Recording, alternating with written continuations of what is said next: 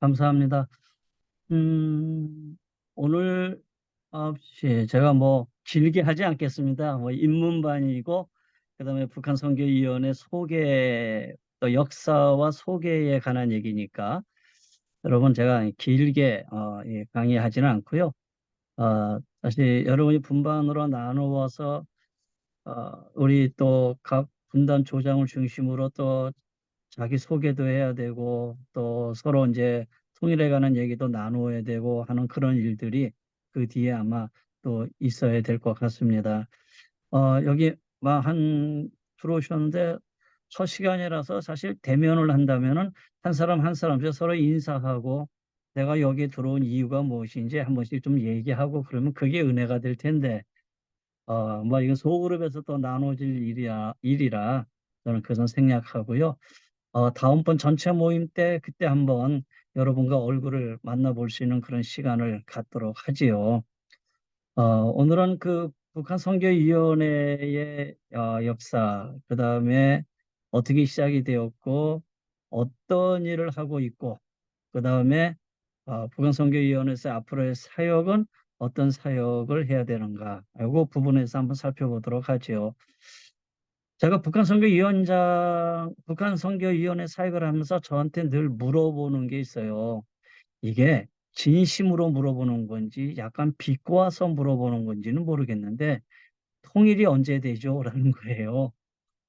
음, 통일이 언제 되죠? 라는 말이 정말 통일을 되기 위해서 나한테 물어보는 건지 아니면은 통일이 되겠어? 하면서 비꼬아서 나한테 물어보는 건지 하여튼 제가 질문을 받을 때마다 좀 묘해요. 그리고 이제 북한 선교위원장이 되고 나니까 축사를 하러 다닌단 말이에요. 축사를 이제 여전대 권사에 이런 남전대 축사를 하러 가면은 북한 선교위원회가 보여주시는 결과가 눈앞에 없잖아요. 그러니까 딱히 뭐라 딱 설명할 수 있는 게 사실 쉽지 않아요. 국내 선교위원회, 해외 선교위원회는 활발하게 현장에서 이루어지고 있는데 사실 북한 사역은 어, 우리가 그 외에 수고하는 분들도 있지만은 아직 현장에서 그렇게 눈에 보이게끔 이루어지는 일은 아직 없거든요. 그러다 보니까는 이 북한 선교위원회가 가지고 있는 통일되기 이전에 가지고 있는 어떤 이러한 모습들이 약간은 좀 모호하면서도 그러나 없어서는 안 될 아주 귀중한 위원회다라는 생각이 들어요. 여러분 통일이 언제 될까요? 저한테 만약에 이렇게 물어본다면 저는 이렇게 대답을 해요. 음, 통일은 이미 시작되었다. 음, 언제 되느냐가 아니라 통일은 이미 시작되었다. 그러면 왜 통일이 이미 시작되었느냐? 저한테 또 이렇게 물어본다면 여기 구윤회 목사님도 계시고요. 행정처장이나 사무총장으로 일하시는 구윤회 목사님이나 정철호 목사님 이 두 분의 사역이 일반적인 목회 사역이 아니라 탈북자 사역이에요. 여러분 아시는지 모르지만 우리 구인의 목사님 교회나 정철홍 목사님 교회는 그 성도들 구성이 다 탈북자들이에요. 북한에서 오신 분들, 그분들을 정말 헌신적으로 우리 구 목사님과 정철홍 목사님이 그분들을 대상으로 목회를 하고 있거든요. 그러면 여러분 보세요. 탈북자가 우리나라에 몇 명이냐면 약 3만 명이 넘었다 그래요. 그럼 3만 명이 이 땅에 넘어왔으면 여러분 이 통일은 이미 시작된 거 아닌가요? 그렇잖아요. 그래서 그 탈북자를 볼 때마다 이미 시작된 통일이다. 우리는 이렇게 보면 돼요. 이미 시작된 통일이죠. 탈북자가 더 늘어나면 늘어났지 줄어들진 않을 거예요. 그러면 그 통일은 계속 진행하고 있는 것이지. 그래서 통일이 언제 되느냐? 지금 통일되어지고 있다. 우리가 이렇게 생각을 하고 여러분이 이제 어떤 마음을 가지고 여기에 왔는지 모르지만 여러분의 마음속에 이런 통일의 개념, 통일의 시작이 된 마음을 가지고 함께 나아갔으면 좋겠다 이런 생각을 하게 돼요. 우리 북한 선교위원 제가 이제 좀 PPT 좀 이따 얘기하겠지만 북한 선교위원회의 목사님들 그다음에 장로님들, 권사님들 구성이 어떻게 사람들이냐면 다 북한에 대한 마음에 빛이 있는 사람들.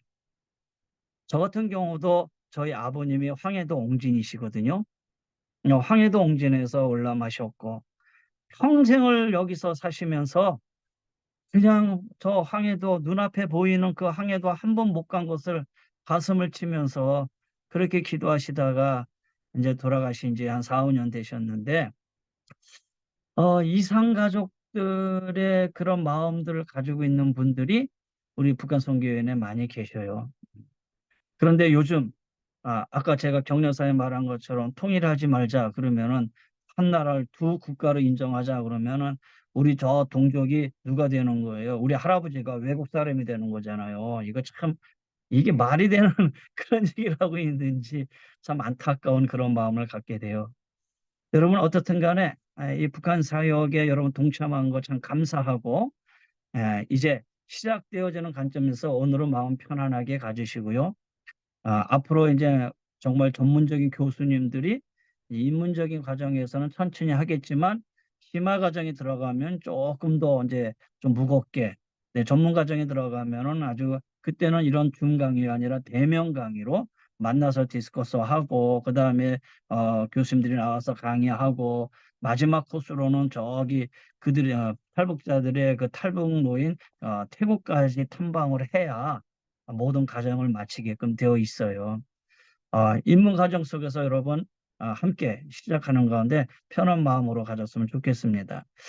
우리 북한 선교연에서 지난 9월에 얼마 되지 않았네요. 추석 바로 전에 저기 중국을 갔다 왔어요. 중국을 갔다 왔는데 참 오랜만에 북한 선교연에서 한 10년 만에 간 것 같아요. 근데 중국을 그냥 간 게 아니라 북한을 갈 수 없으니까 중국에 가서 조중, 그러니까 북한과 중국의 국경선, 거기를 가서 도문하고 저기 조중로 삼각지에 거기 가서 북한을 바라보고 그다음에 거기서 기도하는. 근데 요즘 아주 많이 어려워졌어요.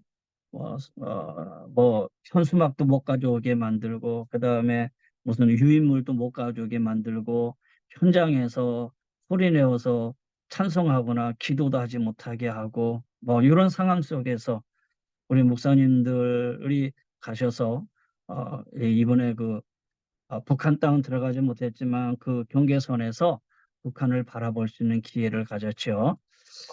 자, 그러면서 오늘, 제가 이제 몇 가지 갔다 온 얘기를 먼저 하고, 그다음에 시작하도록 하겠습니다. 제가, 음,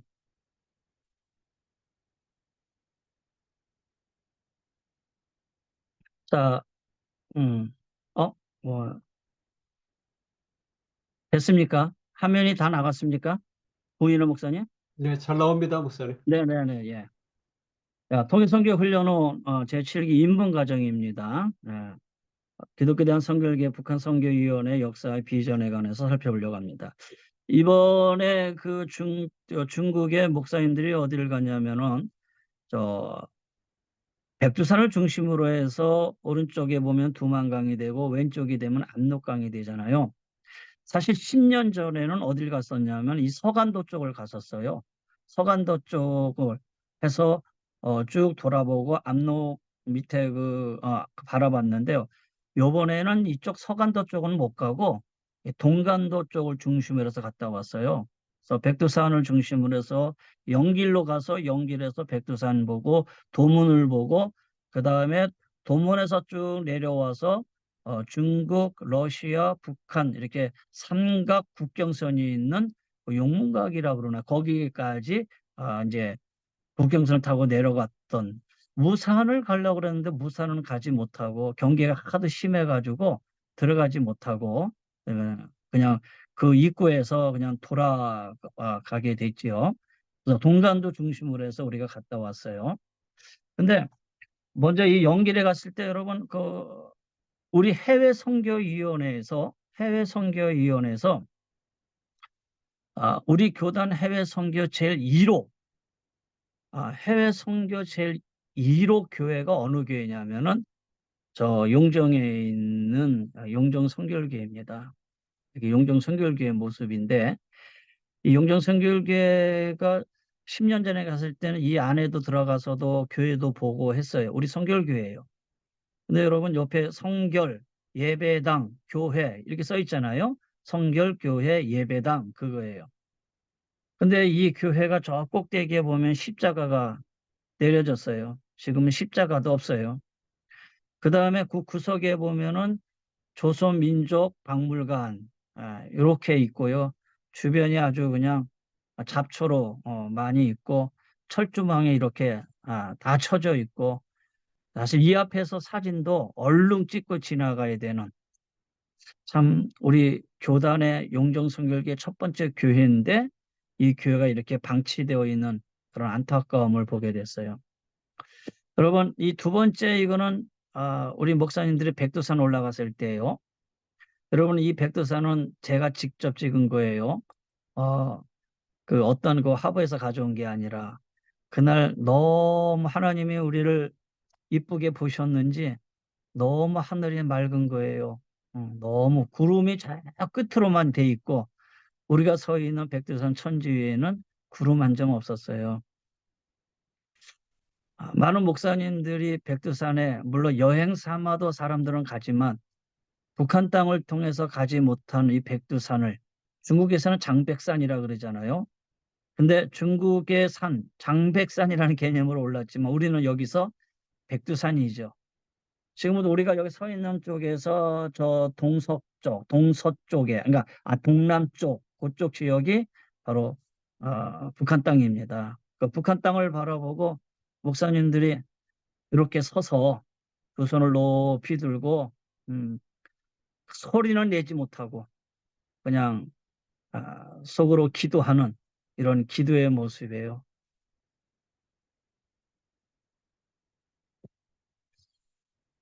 여러분, 요거는 용정 땅에 가면은 그 북간도 지역에 반일 운동을 하고 기독교 문화를 세웠던 아, 그 김야견 목사님이에요. 여기는 이제 길림성 하령면인데 명동촌이라 그래요. 여기 가면은 이 김야견 목사님이에요. 이 비석이 숨겨져 있다가 발굴이 돼가지고 이렇게 세운 거예요.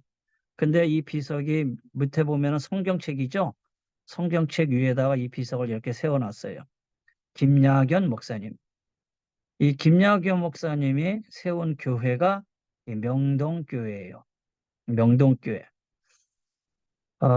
제가 10여 년 전에 갔을 때는 이 안에도 들어가 보고 그래서 당시에 그 북간도의 여러 가지의 그 문화상이나 아니면 뭐 윤동주 시인의 무슨 그 시집이나 뭐 이런 것들을 쭉 전시해 놨는데 지금 들어가지 못하게 이렇게 다 줄쳐놓고요.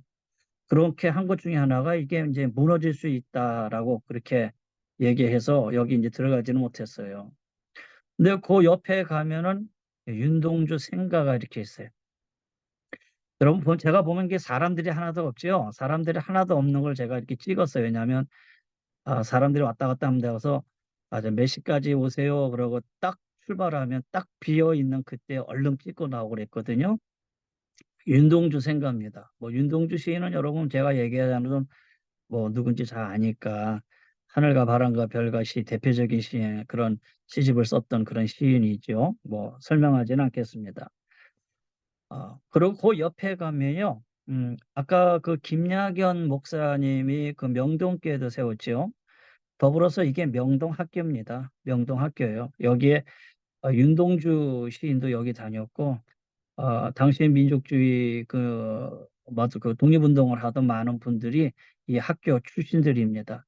근데 이 학교가 오래 가지는 못했어요. 그러니까 뭐 한 1, 2년 있다가 그냥 폐쇄를 당하고 말았는데, 이 명동학교가 이렇게 해놓고요. 요 안에 들어가면 교실에 뭐 윤동주 그 뭐 동상도 해놓고 이렇게 해놨더라고요. 근데 저는 이게 명동교회구나. 당시에 이쪽 지역 북한도 지역에 기독교 문화도 꽃피우고 반일 교육 운동도 했던 어쩌면 우리 민족 학교의 그 하나 그 명동교회 명동학교다라고 우리가 이렇게 보면 알 수 있는데 이 계단을 통해서 이렇게 내려오면은 이렇게 돼 있어요.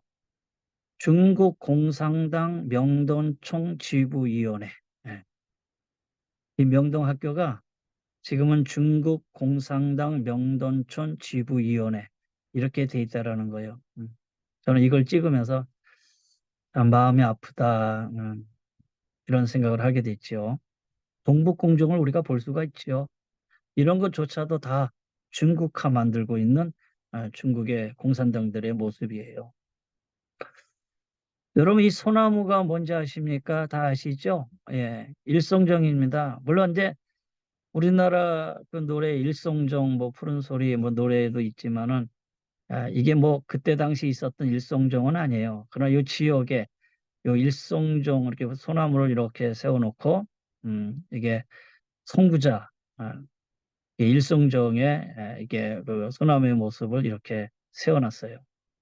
여기 일송정 넘어 있는 요 뒤에 벌판이 쭉 있는 곳이 해랑강입니다. 해랑강.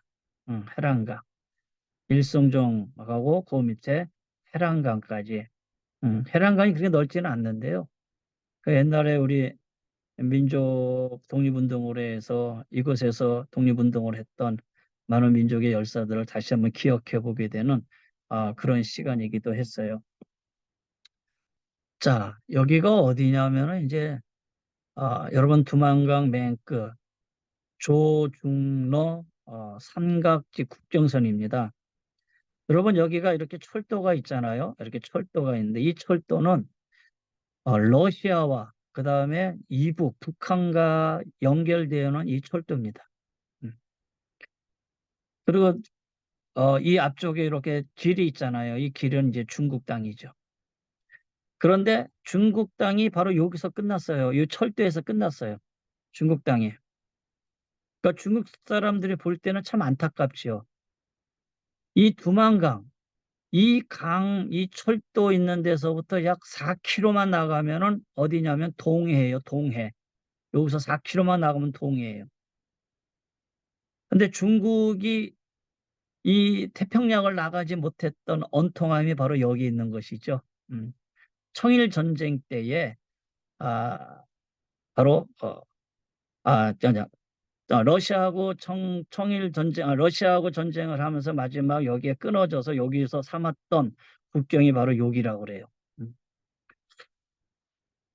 그래도 요 철도는 여러분 6.25 때 이 철도를 통해 가지고 소련제 탱크가 이 북한으로 이렇게 넘어가게 됐습니다. 이 북한으로. 그리고 여기에 이 철도 높이가 높지를 않아요. 높지 않은 이유가 이 중국 배가 일로 들어가지 못하도록 중국의 선박에 들어가지 못하게 하려고 이렇게 낮게 했다고 그래요. 여기에 서서 또 목사님들이 함께 기도도 했는데 오른쪽에 조선 이북 땅과 북한 땅하고 저 왼쪽에 러시아 땅하고 그다음에 우리가 서 있는 중국 땅 이렇게 바라보면서 이 두만강 바로 넘어 있는 북한 땅 우리가 참 안타까운 그런 마음을 가지고 바라보고 기도할 수 있는 그런 방법밖에 없었죠. 자, 이거는 이제 그 도문이라는 곳인데 여러분 그 백두산 내려가서 맨 그 꺾어서 내려가 동쪽으로 꺾어 내려가기 전에 있는 도문 그 도문에 있는 철조망입니다. 철조망 건너편이 이제 북한 땅이고 이쪽이 이제 중국 땅이 되겠어요.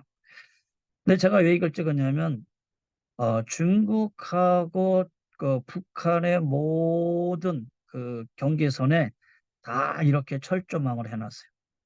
근데 불과 이렇게 해놓은 것이 10년도 채 안 됐어요. 제가 이 라인을 뭐 한 네 번은 갔다 온 것 같은데 그 전에는 이런 게 없었는데 지금은 이렇게 다 철조망으로 해놔서 이제는 북한 사람들이 넘어오기도 어렵게 힘들게 그렇게 만들어 놨죠. 자, 이렇게 길게 해놨어요. 끝까지. 저기 건너편에 이제 바라보면서 근데 이제 저 앞 철조망 건너편에 사람, 요 앞에 강 앞에 사람이 있잖아요. 요것도 중국 사람은 갈 수 있는데 한국 사람은 여기까지밖에 못 가요. 중국 사람은 여기 강 옆에까지 갈 수 있고 외국 사람들은 그 옆에 가지도 못하고 여기서 북한 땅을 바라볼 수밖에 없었어요. 자, 여기서 바라본 북한 땅인데요. 여기가 함경북도 온송군 남양 노동자 지구라고 그래요. 여기가. 네. 또 보겠습니다. 예. 여기에 핸드폰을 100배 줌으로 해가지고 뽑아서 찍은 겁니다. 여기가 온성역입니다. 온성역. 거기 보면은 김일성, 김정일 이렇게 두 초상화가 이렇게 딱 걸려져 있고요. 그 옆에는 김정은 장군 만세 가지고 빨간 현수막에 하얀 글씨로 이렇게 써 있습니다. 거기에 있는 이제 건물들인데요. 여러분 건물 보세요. 국경선에 있는 건물인데 유리창이 하나도 없어요. 유리창이. 참 안타까워요. 예. 중국 땅에서 바라보는 곳인데 이렇게 유리창 없는 건물들을 이렇게 해놨으니 보세요. 이게 아파트 유리창이 하나도 없어요. 자, 이거 볼 때마다 너무 마음이 아픈 거예요. 어떻게 중국 땅에서 바라보는데도 이렇게 허름하게 이게 아파트인지 빌라인지는 모르지만 유리창 하나 없이 이렇게 해놨는지.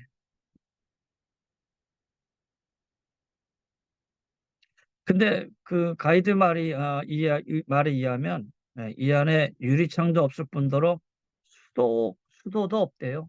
수도도 없어가지고 많은 사람들이 물길로 뭐 두만강으로도 나오고 뭐 하여튼간 뭐 그렇게 어렵게 살고 있다 그러네요. 이 국경 지역인데도 불구하고. 사실 요 사진은요, 이번에 찍은 사진이 아니라 10년 전에 찍은 사진입니다. 10년 전에 갔을 때에는 이 도문다리요. 이 도문다리가 이렇게 쭉 연결돼 있어서, 요 가운데 있는 요 선이 이제 중국과 북한과 가로지르는 국경선입니다. 음. 그래서 중국 사람들이 여기 건너서 저기 이제 무역하러 저기 북한까지 은성군까지 이렇게 들어갔다 나오고 하는. 근데 이 사람들의 북한까지 갈 수 있는 조건은 하나 뭐냐면 북한에 아는 사람이 있으면은 물건을 가지고 갖다 주고 오고 뭐 그렇게 10년 전에는 그렇게 생활을 했다 그러더라고요. 근데 지금은 여기 갈 수 없어요. 여기 들어갈 수도 없고 이렇게 찍을 수도 없어요. 10년 전에 우리 북한 선교위원회가 가서 요 가운데 다리 바로 건너서 북한 땅이죠. 여기 가운데 빨간 선 건너 북한 땅인데 여기에 서서 우리 위원들이 사진을 찍고 얼른 넘어왔어요. 근데 지금은 여기에 그냥 얼씬도 못합니다. 예. 시간이 지나서 지금은 아주 철저하게 봉쇄되어 있는 이때만 해도 이렇게 자유롭게 여행할 수 있는 넘어가서 그래서 사진이라도 찍을 수 있었는데 지금은 그렇게도 하지 못해요. 자, 어, 모든 여행을 끝나고 마지막에 우리 목사님들과 함께 모여서 저와 성찬의식을 거행을 했어요. 성찬의식을 거행을 하면서 남과 북이 하나가 되리라라는 그런 마음으로 성찬의식을 거행하는 마음이에요. 여기 목사님들 사모님들이 다 모여서 마지막 성찬의식을 하면서 정말 뜨겁게 기도하고 물론 작은 호텔방이지만 서로 사모님들은 눈물도 흘리고 또 하면서 풍미를 염원하는 그런 마음으로 이번 중국 비전 방문을 마무리하게 되는 그런 기회였습니다. 자, 여기까지 여러분 이제 사진으로 보고 자, 제가 지금부터 짧게 우리 성결 위원회의 그런 상황 어떻게 시작이 됐는가라는 부분을 함께 생각해 보려고 합니다. 여러분 우리 초기 북한 성결 교회가 사실은 1901년에 카우만과 길보론을 통해 가지고 일본 동양 선교에다 복음 전도관을 세우죠. 음. 그리고 10년 뒤 1910년에 정빈과 그다음에 김상준이 서울 복음 전도 동양 선교의 복음 전도관을 졸업하고 서울로 와서 서울 종로에 복음 전도관을 세워요.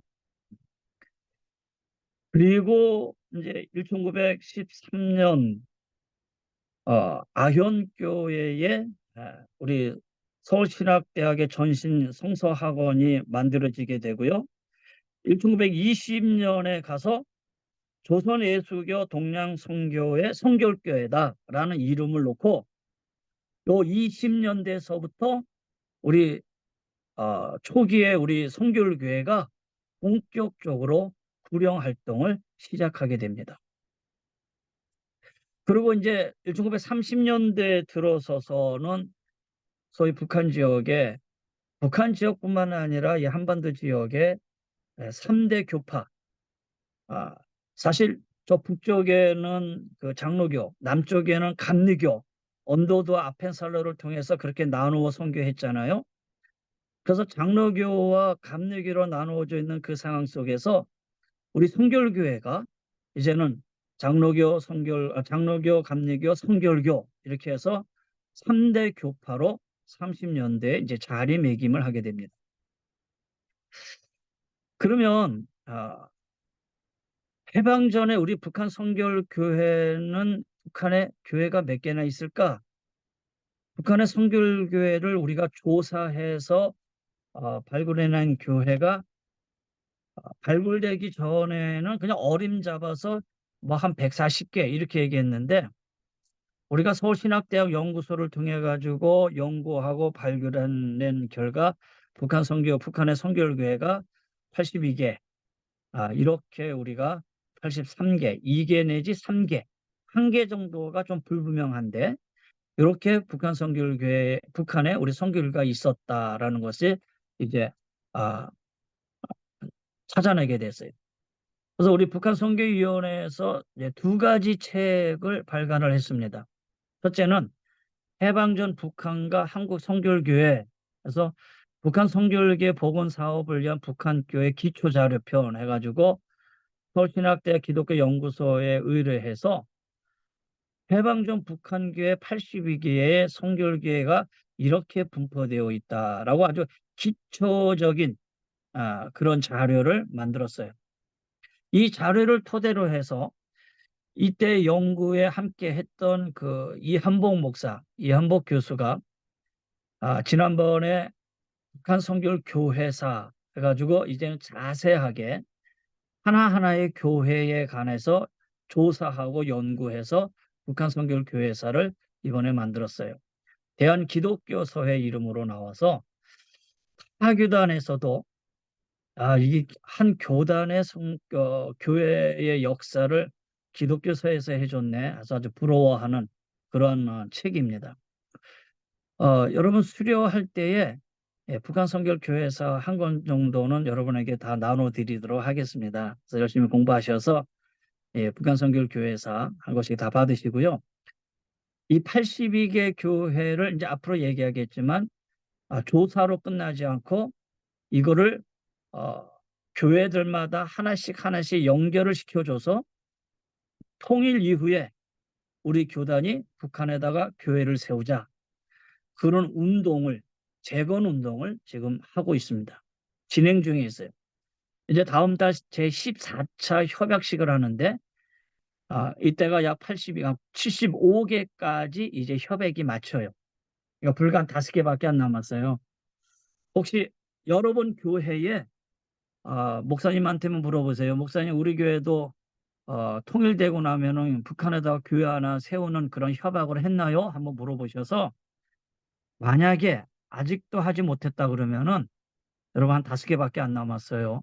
여러분 우리 여기 북한 선교위원회에다 말씀하셔서 여러분의 교회도 통일 이후에 선교회를 세우는 재건하는 그런 일에 동참해 주셨으면 좋겠어요.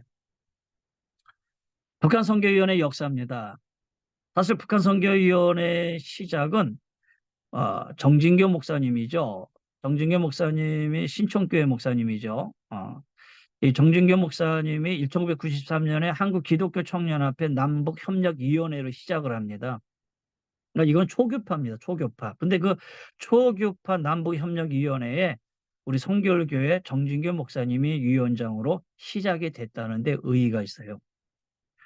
그리고 이제 2004년도 제98년 총회 한시적 북한 선교 특별위원회가 신설돼요.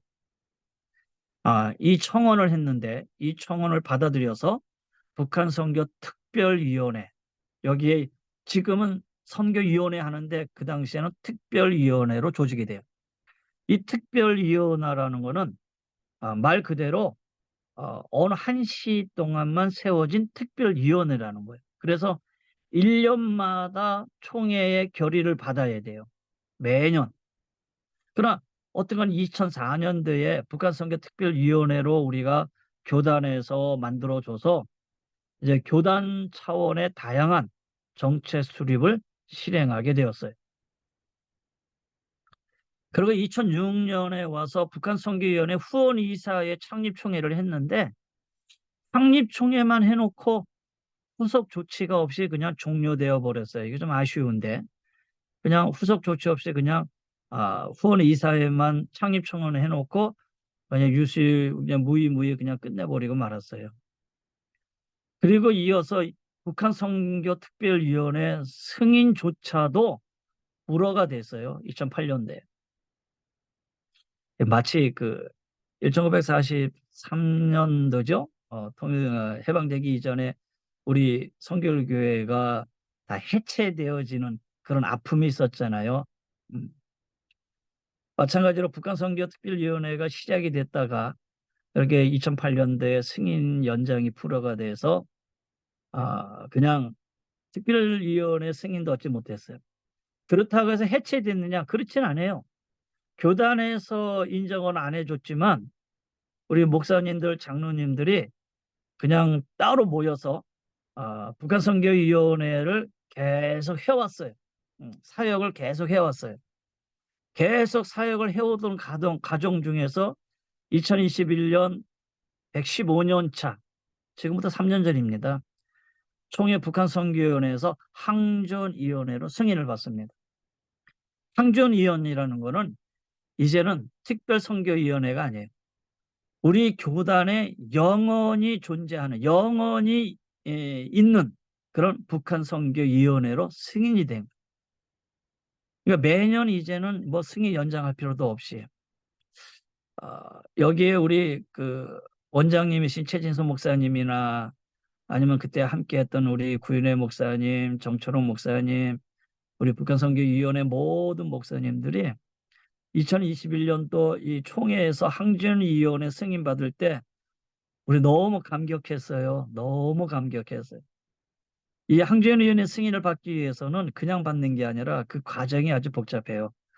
헌법도 개정해야 되고 헌법 개정한 것을 교단의 총회에서 승인받아야 되고 승인받은 것에 대해서 다시 우리 북한선교위원회가 또 위원회로 승인받아야 되고 근데 이 모든 것을 그냥 일사천리로 잘 해주셔서 이 항전위원회로 승인받게 돼서 지금은 우리 교단의 항전위원회가 해외선교위원회, 그 다음에 국내선교위원회, 그 다음에 북한선교위원회 이렇게 3대 선교위원회로 이제 나란히 위원회로서의 활동을 할 수 있게 되었죠.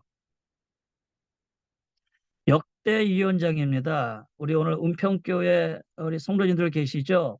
우리 초대 위원장님이 우리 이병도 목사님이셔요. 참 감사하죠. 2대가 역촌교회 이준석 목사님. 이 역촌교회가 아직 그 재건교회에 참여하지를 못하고 있는데 혹시 역촌교회 성도님들이 있으면 이준석 목사님이 2대 해주셨는데 참 안타까워요. 3대 강병교회 이정훈 목사님, 4대의 우리 서문교회 총주죠. 박대원 목사님, 5대 고강배 목사님, 그 다음에 심화반에 가면 이제 강의해 주실 송태현 목사님, 7대 이제 부국제일교 유병훈 목사님, 8대 김학성 목사님, 제가 9대로 이제 섬기게 됐습니다. 북한선교위원회 초창기 사역입니다. 북한위원 선교위원회가 초창기에 어떤 사역을 했냐면요.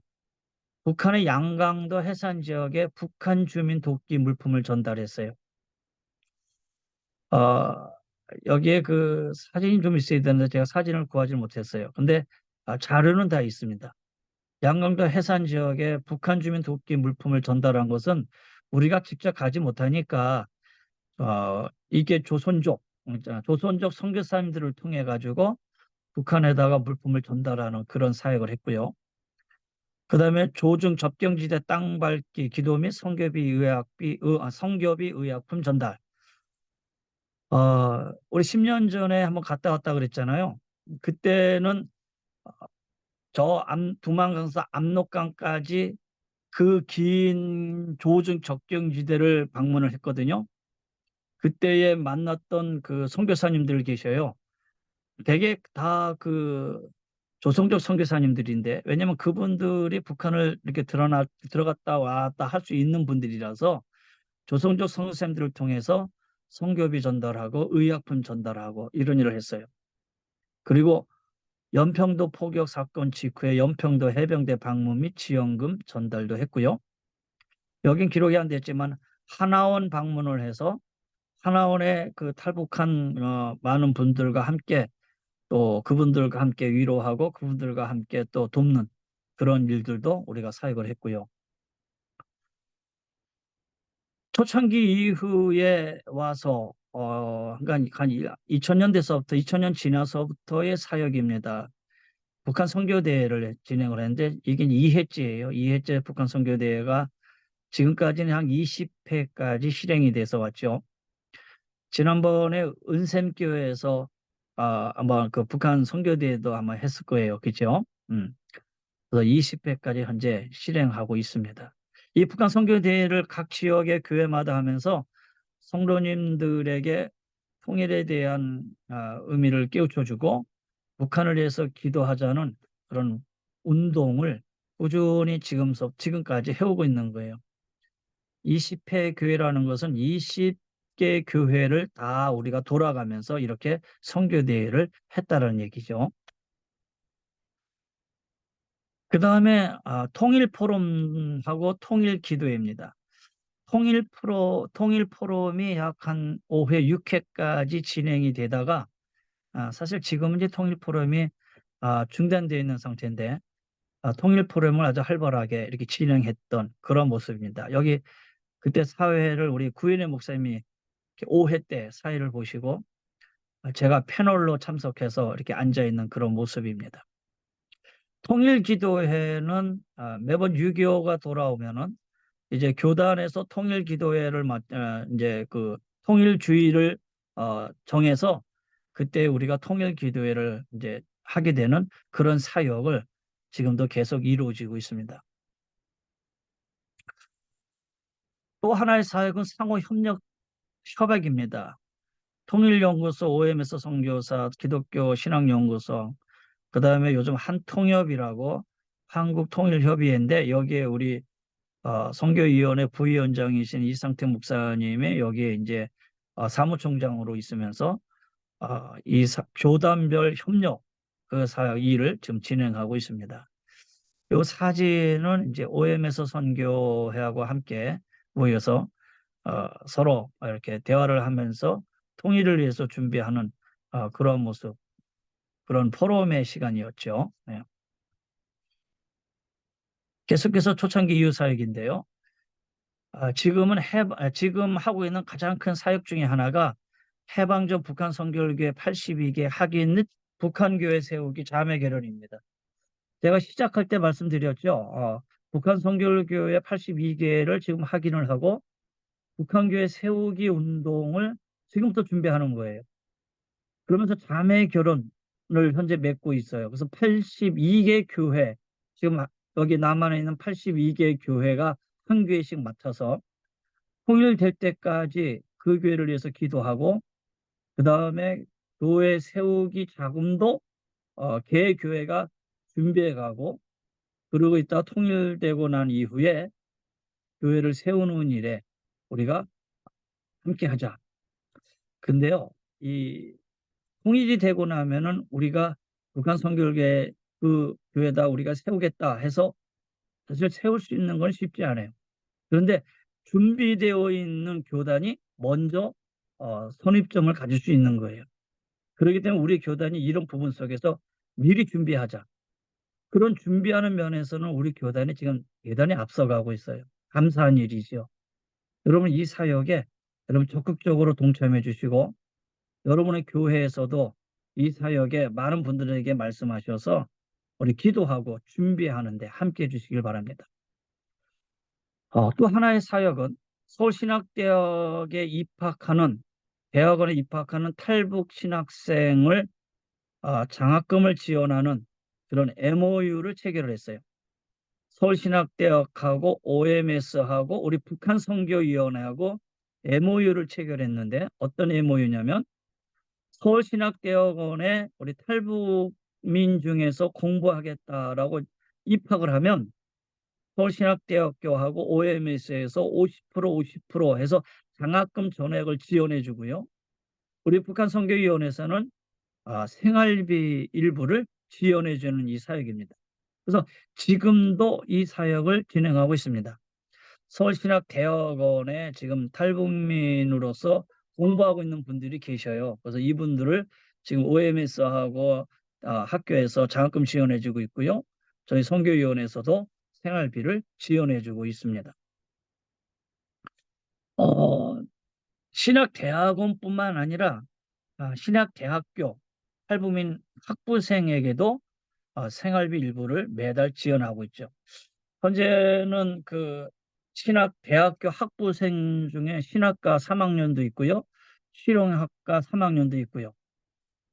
그중에 우리 그 어디죠? 그 구목사님 교회인가요? 예. 우리 구목사님 교회에 있는 성도님 중에 한 분이 장보라라고 하는 전도사님인데 신학과 3학년입니다. 신학과 3학년인데 이 여자분이세요. 이분이 지금 서울신학대학에서 신학과 공부를 하면서 대학 내에다가 통일선교 뭐죠 서클 그 단체를 만들었어요. 그래서 동아리죠 동아리를 만들어 가지고 매주 목요일 날 점심시간에 모여 가지고 이 동아리들이 기도해요. 통일을 위해서. 제가 지난번에 이제 개강을 해서 제가 그 동아리 참석을 했는데 동아리에 함께 하겠다고는 회원이 한 50명이고요. 거기에 참석한 인원이 한 30명 되더라고요. 학생들이 공부하고 점심시간에 식사해야 되는데 그 시간을 내서 동아리에 모여가지고 찬양하고 기도하고 그리고 점심 얼른 그냥 햄버거 하나 때우고 다시 수업 들어가고 제가 그걸 보면서 후배들이지만 참 자랑스럽고 이들이 있어서 한국 우리 통일이 이루어지면은 이 통일 사역자들이 더 많아지겠다라고 하는 그런 꿈을 보고 오게 됐어요. 이 사역의 전반적인 그 관리를 우리 어, 지금 있는 우리 저기 구 목사님이 지금 구인혜 목사님이 담당하고 있죠. 참 감사함을 느끼고 있어요. 예. 그다음에 탈북민 목사가 목회하는 탈북민 교회 개척 추진 및 북한 선교센터 설립 추진 중. 여러분 이게 뭐냐면 우리 교단에 아직 탈북민 교회는 제가 아까 말씀드린 대로 구인혜 목사님하고 정춘호 목사님이 계시는데 문제는 이분들이 탈북민이 아니잖아요. 목사님들은. 근데 우리 교단에서 공부해서 우리 교단에서 안수받은 성결교 탈북민 목사님이 있으면 좋겠다. 그래서 그분이 나오면 우리 교단에서 교회를 개척해서 탈북민들이 모여서 교회가 목회하고 사역해 갈 수 있는 그런 교회를 하나 세웠으면 좋겠다. 물론 우리 구 목사님이나 정철호 목사님도 이 사역을 했지만 탈북민 목사가 나올 수 있도록. 그래서 지금 우리 교단에 이런 말씀 드리지만 지금 준비되어 있는 돈이 약 3억 정도가 준비되어 있고요. 탈북민 1호 목사님이 나오면 그 돈과 더불어서 또 많은 교회들이 협력해서 탈북민 교회를 하나 세워야 되겠다라고 하는 그런 교회 개척을 좀 준비하고 추진 중에 있습니다. 북한 선교센터 설립 추진 중, 이것도 사실 우리가 가지고 있는 비전이고 꿈인데 이런 부분도 함께 기도하면서 나가면 좋겠다라는 생각을 하게 됩니다. 북한 선교위원회 정책 방향입니다. 북한 선교의 기본 정책 수립은 우리가 북한 선교의 다양성을 인정하자. 그리고 통합적인 네트워크를 구성하자. 아, 우리만 하는 게 아니라 여러 북한 선교의 다양성을 우리가 인정을 하면서 우리 교단과 타교단들, 그다음에 선교단체들, 이런 여러 통일을 지향하는 단체들과 같이 우리가 네트워크를 구성해서 그들과 함께 협력을 하면서 우리가 통일을 위해서 함께 나아가고 기도하는 그런 일을 하자. 그래서 지금 우리 교단은 다양성으로 여러 북한 선교의 선교단체라나 아니면 아까 얘기한 한통협이라나 이런 어떤 단체들하고 통합적인 네트워크를 구성하고 지금 진행하고 있습니다. 북한 선교 직접적인 협력 강화 모색. 자, 또 우리가 어떤 정책 방향으로 나가냐면 말씀드린 것처럼 북한 선교를 재건 준비. 지금 이거는 계속 끊임없이 해야 할 일입니다. 함경북도 15개, 함경남도에 23개, 평안북도 12개, 평안남도 12개, 항해도 13개, 경기도 2개, 강원도 4개, 그 외에 1개. 요 그 외에 1개는 도가 그 어느 돈지가 정확하게 구분이 안 돼서 그러나 역사적인 자료가 있기에 그 외에 1개 이렇게 해놓은 겁니다. 그래서 총 82개입니다. 통일시대 북한 선교교회를 설립하는 거 계속 추진을 할 일이고요. 그다음에 가장 중요한 정책 방향이 북한 선교 정책 실행을 위한 선교 일꾼 양성과 파송입니다. 그 일을 지금 하고 있는 겁니다. 통일 선교 훈련은 양성이죠. 여러분, 이 통일 선교 훈련이 벌써 여기 7기까지 오게 된 게 참 감사하고요. 통일될 때까지 이 통일 선교 훈련이 계속 이루어질 수 있도록 또 우리 선교교회 모든 성도님들이 통일을 꿈꾸고 나갈 수 있도록 북한 선교 정책의 실행의 하나로 이 통일 선교 훈련원은 앞으로 계속 우리가 기도하고 지향해 나가야 할 정책 방향 중에 하나입니다. 자, 이제 마지막입니다. 여러분, 독일이 통일됐죠, 그렇죠? 이 전 세계에 유일하게 나눠져 있는 분단되어 있는 나라가 독일하고 우리나라였는데 이제 독일이 통일되고 나서 이제 전 세계에 유일하게 나눠져 있는 나라가 이제 우리네 한반도밖에 없어요. 독일이 통일될 때에 아주 세계사에 길이 남을 만한 사건이 하나 일어났죠. 그때가 1989년 11월 9일입니다. 독일의 베들린 장벽이 마침내 무너져요. 근데 이 독일의 베들린 장벽이 무너졌던 그 이유가 그 당시에 외신 기자들 앞에 선 동독의 공보 담당 정치국원 사보스키라는 사람이죠. 이 사람이 기자회견에서 서독의 여행 자유화를 선언을 해요. 근데 잘못 설명한 거죠. 그 전날 회의에 참석을 안 하고 참석하지 않았던 자가 갑자기 그 다음날 나와서 기자들 앞에서 지금부터 누구나 서독 여행을 할 수 있다. 이렇게 공포하는 가운데에 서방 기자들로 하여금 아주 그때 막 이 소식이 막 전 세계 타전하기 시작을 했고 이 소식을 들었던 동독의 주민들이 막 베를린으로 모이게 되었고 그리고 베를린에서 개방을 요구하고 겁에 질린 경비병들이 국경을 개방하고 결국 베를린 장벽이 무너지고 말아요. 이후 이 사태를 돌릴 수 없는 지경이 되니까 동독의 공산당 지도부는 이를 기정사실화로 인정하게 되죠. 이렇게 해서 독일의 베를린 장벽이 무너졌어요. 그런데 이것은 하나의 역사적인 사건 속에서 이루어진 하나의 얘기 때문에 야, 참 신기하다 할는지 모르지만 이렇게 되기까지의 독일의 역사 안에서 꼭 말하고 있는 게 있어요. 그건 뭐냐? 독일 통일을 위한 독일 교회들의 기도였어요. 그래서 독일이 통일될 때에 교회는 동독의 독재자가 무너질 때 비폭력으로 복수를 막아냈다. 그리고 통일의 과정에서 동독 주민들이 다시 공산주의로 회귀하여 돌아가지 않도록 기도했다.